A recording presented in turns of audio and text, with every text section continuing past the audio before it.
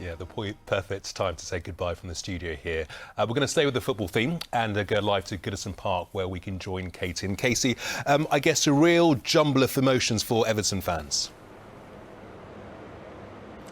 Oh yeah, it certainly is, Gamal. Sad at saying goodbye to Goodison.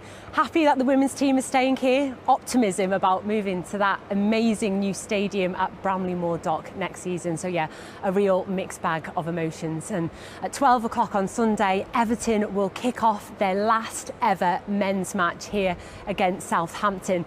Fans hope there'll be cheers. Of course, they want to sign off their last match with a win here, but there'll also definitely be tears.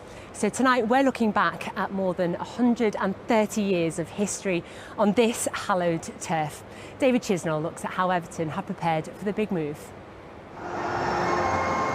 Goodison Park is a stadium adorned with history. And after this weekend, Everton's men's time here will be confined to history, with just one final game at their famous home ground. It's great history. There's some great stories, and obviously there's been great managers and players who've all performed here. So I'm just the one who's going to shut the door on the way out. Ahead of the game, all around Goodison, residents are planning for a farewell party. We're going to have a big street party, trying to get up onto Castle and get everyone involved to say our goodbyes. I just think it's going to be very emotional for everyone. It's just going to be hard to adjust. This day is for everybody, every Evertonian. Katie Carter is a lifelong Evertonian, and she'll be among the supporters gathering at Goodison early on Sunday to welcome the team coach and be part of the historic day. You're just going to see blue smoke everywhere, I think, confetti, flags, thousands of people everywhere. It's going to be a special, special day. How emotional is this going to be for you? Cried all week already. Well, while the men's team are moving out, the women's team will be moving in. And even with plans to reduce Goodison's capacity, this week's announcement means the stadium will become the largest in the country dedicated to women's football. It's bold. I think it's not without its risks and without its challenges, but I think it's the type of move that really has the potential to unlock the women's game, not just for Everton, not just in the city of Liverpool, but nationally as well. The decision to keep the stadium by the American owners, the Friedkin Group, means previous plans to bulldoze Goodison and replace it with an £80 million regeneration project have been scrapped. Is Goodison staying good for the community? Is it the right thing for the community, though? I think it could be great for the community, and obviously we're yet to see the detailed plans, but the concept of having women's football there and then a lot of other ancillary services, so for instance the free school stuff around women's businesses and women's refuge, all of those brilliant things all coming together in one particular stadium. Need any bread? This weekly food pantry is just one of more than 60 projects run by Everton in the community, and the club's charity will now benefit from Goodison remaining. We were always staying anyway. We've invested 13 million just in the shadows of Goodison Park. So the intention was always to expand within Goodison. It's even more exciting now that we're staying to have the women play there, which is going to be absolutely amazing for our women and girls strategy. The Winslow pub sits proudly alongside Goodison, and while keeping football at the stadium is a relief, there's uncertainty around the future, with match days making up 90% of their business. It's not the same as the men's football, but I mean for turnover and for attendances, but it's good to keep Goodison alive. We're going to run coaches down to Bramley-Moore for the next season. If we don't do anything, we're going to be dead in the water. We have to try. Everton's Heritage Society is run from the nearby St Luke's Church, but they, like the men's team, will be moving to Bramley-Moore Dock. To leave the place that I've been going for nearly 54 years is words can't say. Goodison will be a sea of emotional Evertonians come Sunday, with the end of an era and the start of a new one. David Chisnall, ITV News, Goodison. Yeah, it's going to be so emotional here on Sunday, and all the fans will get one of these, a very special last match memento. And, you know, whenever you leave a home that you've known and loved, you take with you your memories, don't you? And this place is certainly full of them. You know, as a lifelong Blue myself, I've seen my fair share of ups and downs. And in fact, my mum was actually one of the first women to police a football match back in the 70s. And it was right here at Goodison. While Chris Hall takes a look back through the eyes of some fans and former Everton greats. Roars and rattles of the Merseyside greet the Everton attacks. For 133 years, it's been the wonder of Walton, the lifeblood of Liverpool's Blue Bloods. Iconic, iconic. The Grand Old Lady is iconic. For many Evertonians, the 1985 European Cup Winners' Cup semi-final was Goodison Park at its peak. It still brings goose pimples to me. I think it was about 50,000 odd. You know, they were on the St. Hugh's chairs roof and it was just unbelievable. It was like a wave. You could cut it. You could cut the atmosphere. It was that good. It was just sensational.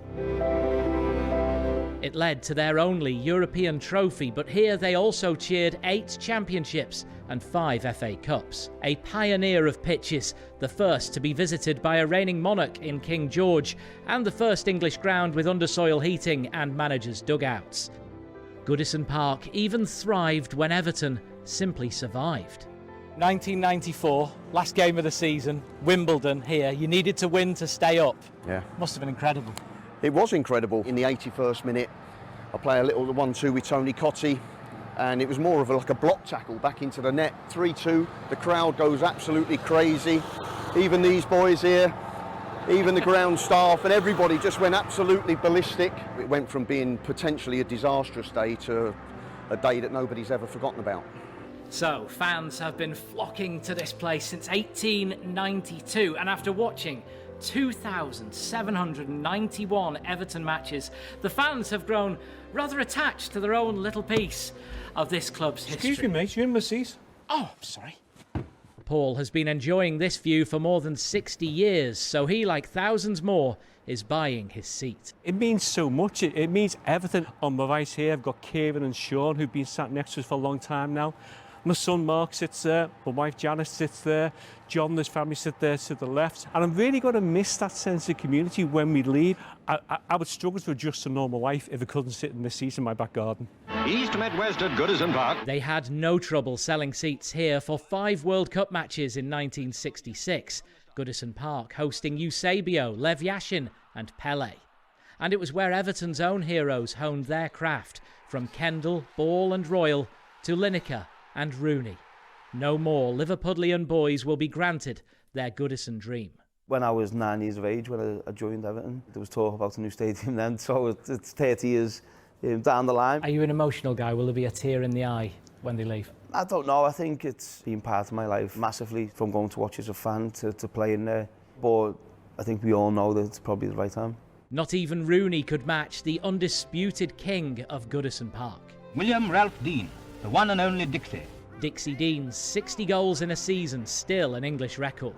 And Dixie is happy at another sport, boxing. Boxing took centre stage on the centre circle for proud Evertonian Tony Bellew's cruiserweight coronation, while Rocky himself caught a game and turned the stadium into a movie set where he learned some unfamiliar lines. The Toffees all sound this savvy. That means Everton are great this afternoon. Not bad. Celebrities have always gone gaga for Goodison. My family were born in Everton. I'm trying to get a piece of grass. I want a bit of the pitch, because once I ran onto the pitch and I nicked a corner post. Security just turned a blind eye and I was like that.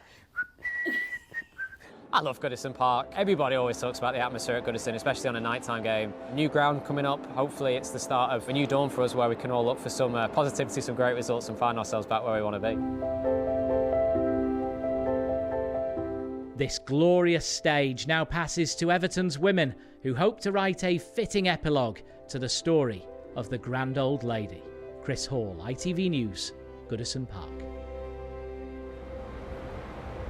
Yeah, I think all Everton fans are hoping for a new dawn and some better results. Well, I'm delighted to say that I'm now joined by Everton legend Derek Temple and also Sarah Twigg from the Everton Fans Forum and the Everton Fan Advisory Board. Sarah, I'll start with you.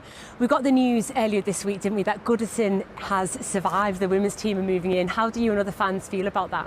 I think it's absolutely fantastic news for the women to be able to come into this great stadium, and essentially after the game on Sunday the men's team are going to be handing over the baton to the women's team to continue the legacy of Goodison Park. Yeah, it's fantastic. We talk about legacy. Derek, you've lived out every young boy's dream of becoming a footballer. You know, you started here as an apprentice, then you worked as a groundsman, and then you went on to score the winning goal In the 1966 FA Cup final, I mean, incredible memories. What's been your favourite from here at Goodison? Well, there was quite a lot actually, but probably I only ever scored one hat-trick in my career, and that was here against Ipswich in, I think it was 1964, when Ipswich actually won the championship, or the League One as it was then. So that goes down as probably my favourite personal memory. By the way, I didn't get the ball, I don't know why, but... An outrage. It was terrible. Derek, what is it that makes Goodison so special? Well, I have to say it's the spectators. I mean, we have a fantastic crowd, and when, you know, I mean, we were on a bonus of £1 1,000, over 35,000. And if we got 50,000, it was a bad day, you know, so we were making decent money then. And the crowd were like the 12th man. When we played here, it was like a fortress. We didn't lose many games here. I can't remember losing one actually, but we probably did. We need some of that at Bramley Moor. And, you know, talking about Bramley Moor, do you think they'll be able to replicate the atmosphere that we've got here over there? I'm pretty certain that will happen. I mean, it's great that we've got David Moyes back. You know, he's the right man, I think, for the job. And I mean, we can tell by the way he started now. And if they can make Bramley Moor a fortress, it'll be wonderful. Because I mean, I think in the winter they won't be expecting it to be a bit cold, which it might be there. So. With that breeze off the Mersey. Yes. Sarah, how will you feel on Sunday, especially when that final whistle blows? I think there's going to be a mixture of emotions. I would like to say I won't get upset, but I probably will. I think, like lots of Evertonians across the country that are coming in on Sunday, they'll have grown up coming here they'll have had that passed down through family generations, and it'll be a real momentous occasion, but also the excitement of giving Goodison such a great send-off, and then what's coming in the future with the new stadium. Oh, Sarah, there's going to be so many tears, isn't there? Sarah, Derek, thank you so much for your time. And so a few last words from one of the great cathedrals of English football. Fans have been flocking here to Goodison for 133 years now. This place, you know, absolutely echoes with history, the roar of the crowds, the rattle of the seats, you know, the names of heroes like Dixie Dean, Alan Ball, Howard Kendall, Neville Southall, you know, but on Sunday afternoon, this grand old lady will finally bow out for the men's team at least. You know, Everton, the People's Club, will take their people to that amazing new home at Bramley Moor Dock, which we can reveal will be called Hill Dickinson Stadium. You heard it here first. Hopefully their new memories will be named. But from everyone here at Goodison, good night and thanks for watching.